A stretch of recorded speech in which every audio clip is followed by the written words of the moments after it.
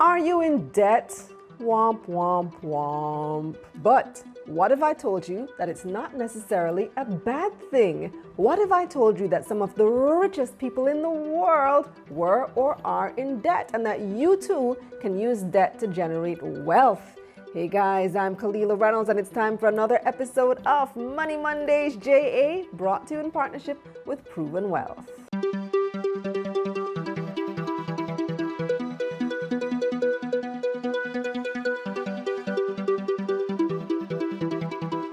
Before we get started, make sure to hit that like button, subscribe to this channel, and turn on those post notifications. When you're done watching this video, of course, share with a friend. I also have a t-shirt giveaway coming up. You can win our exclusive Let's Get This Money t-shirt, or you can order one by emailing orders@KalilahRayMedia.com. Well, debt can be overwhelming, it can be frustrating, and it can definitely be restricting. But here's the thing, debt can also be a tool for building wealth. That's because there are different types of debt. You have good debt and you have not so good debt. I'm about to discuss the differences with you and give you 6 steps to repair your poor debt. But first, what is debt? Put simply, it's borrowing money with the intention of paying back with interest. So how can debt be good, you may ask? Well, when you borrow money that's used to pay for something that has long-term value and will increase your net worth, or that helps you to generate income, that's what we consider good debt. For example, on an episode of Money Mondays JA several months ago, I spoke about Michael Lee Chin, who borrowed money to purchase stocks and made his first $1 million. Now, that's not for everyone. You have to know what you're doing, and I recommend that you watch the full episode to understand. You can find the link in the description below. There are many, many examples of people who use debt to start up businesses as well. John Mackey, founder and CEO of the multinational supermarket chain Whole Foods, he actually borrowed $10,000 to start his first health food store in Austin, Texas, and that store grew into a small chain that eventually merged with a larger natural grocer and helped to create Whole Foods Market, which is now estimated to be worth around 16 billion with a B US dollars. So that $10,000 debt helped Mackey on his journey to profit in millions and billions of dollars. Now that's good debt. As long as you have a realistic business plan, a loan to help develop your own business can be good debt. Now, some other examples of good debt are student loans. Yes, you actually heard me right. A student loan can be a good investment because university graduates typically get paid more than non-graduates. All depends on what you study though. And more importantly, because the interest rate on these loans are relatively low. Another type of good debt, mortgages. A mortgage will enable you to purchase a home to live in. Once that mortgage is paid off, that home will be a big financial asset, which is likely to grow in value. And unlike renting, you can gain equity in the home every time you make a mortgage payment, meaning that with each mortgage payment, you own a bigger percentage of the home compared to renting, where that rent payment just dies after you pay. Then there's borrowing to invest in real estate and rentals. This can provide money that will not only pay back your loan, but that can also provide significant profit to the borrower. A lot of people in the Airbnb space have done that, although there are risks as we're seeing now.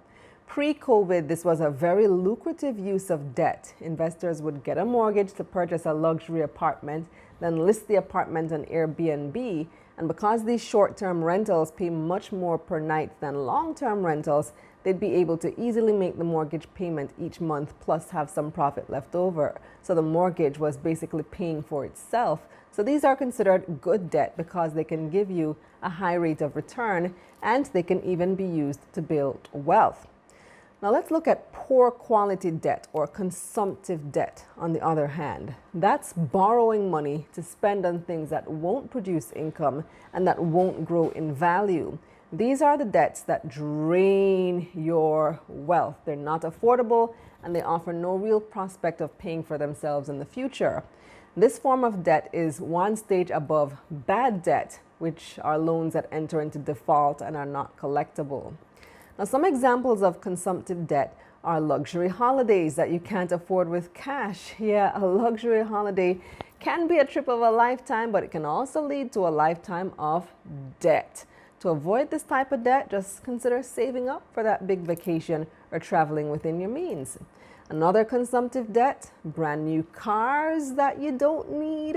New cars lose value from the moment they leave the car lot in the event that you lose your job. Hopefully that doesn't happen, but if it does and you can't keep up with the payments, then you'll likely default on the loan, lose the car and the funds that you already paid towards the loan.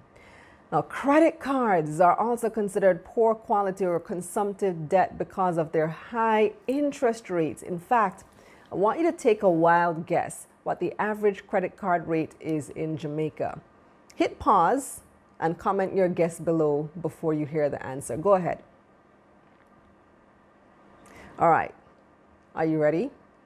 According to the Bank of Jamaica's last quarterly credit conditions survey for March 2020, the average credit card rate in Jamaica is 40%. Yep, you heard right. 40% is the average. That means there are many higher and a few lower. The lowest credit card rate you can get in Jamaica is 34%. Ouch! Credit cards are also considered poor debt because they're generally used to buy consumer items which depreciate. But let's admit it, credit cards can be very useful and convenient for making reservations and online purchases. And you can also earn rewards such as airline miles and cash back. But only do this if you're capable and disciplined enough to pay off your balance in full and on time each month. Because here's a little secret. You pay no interest if you pay your balance in full before the due date. And you still get to keep the rewards. Trust me, I've learned my lesson with credit cards. Got my first credit card, went on a shopping spree, and it literally took me years to pay off because those interest charges are insane and they add up very quickly. Now, let me give you an example of how borrowed money can become either type of debt, good or poor. So let's call our borrowers Mike House and John Carr. Both borrow $100,000 from the bank and they agree to pay it back in 20 years at an interest rate of 6%. Mr. House uses his $100,000 to invest in property, which he subsequently rents for $1,000 a month. Mr. Carr, on the other hand, uses his money to buy a brand new SUV, travel on a dream vacation, pay some bills, and even forward pay a few months' rent. In 20 years, both Mr. House and Mr. Carr will have paid $220,000 back to the bank. But while Mr. Carr has paid back the loan with outside cash, Mr. House repaid the loan from funds generated from his property through his tenant. Plus, he made an extra $20,000 in profit, which will even increase after the closure of the loan. So Mr. House's loan makes more money for himself, while Mr. Carr has to pay back the money he borrowed plus the interest while spending money on depreciating car parts. And you know, after 20 years, that car's not even good anymore, right?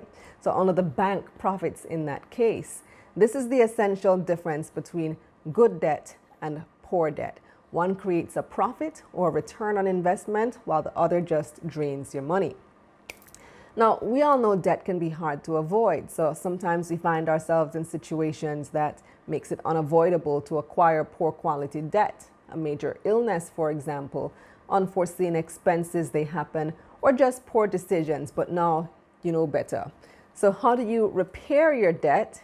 Here are 6 steps. First, stop borrowing. Avoid adding to your debt because it can continue to grow until it's completely unmanageable. Secondly, evaluate your current debt. Make a list organizing all your bills, summing up the total cost. Next, make a payment plan for the sum of all your bills. Set a goal for each month and a goal for when you plan to completely clear that debt. Fourthly, reduce your expenses. Getting out of debt will take sacrifice, and this will require cutting back on unnecessary expenses to meet your debt reduction goals. Now, step 5, pay all your bills on time going forward. To reduce your debt, ensure that you keep track of all your small bills that you may have so that they don't accumulate and become unmanageable. And then step 6, work on an additional stream of income.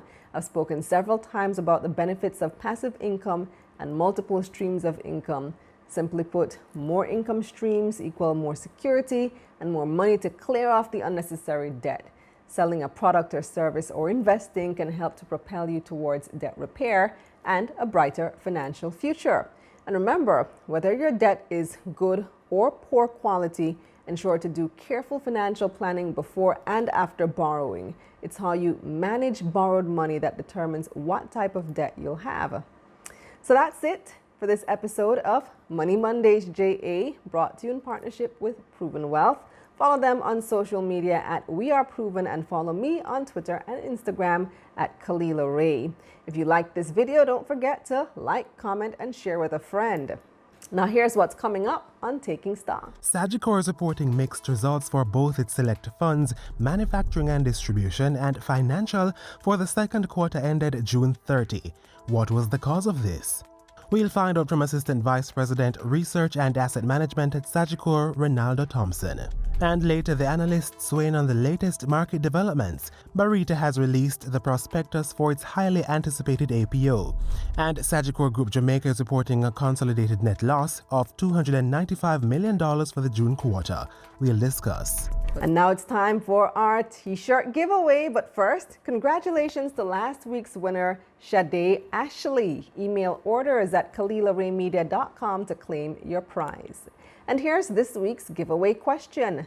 What's the difference between good debt and poor quality debt?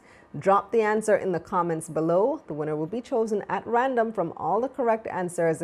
You have until Friday, August 21, 2020 to post your answer and win one of our cool Let's Get This Money t-shirts. If you want to order one for yourself or someone else, just email orders at KalilahRayMedia.com. Also sign up to our newsletter at takingstock-ja.com for business news, analysis, and a transcript of this episode. I'm Kalilah Reynolds. Stay safe.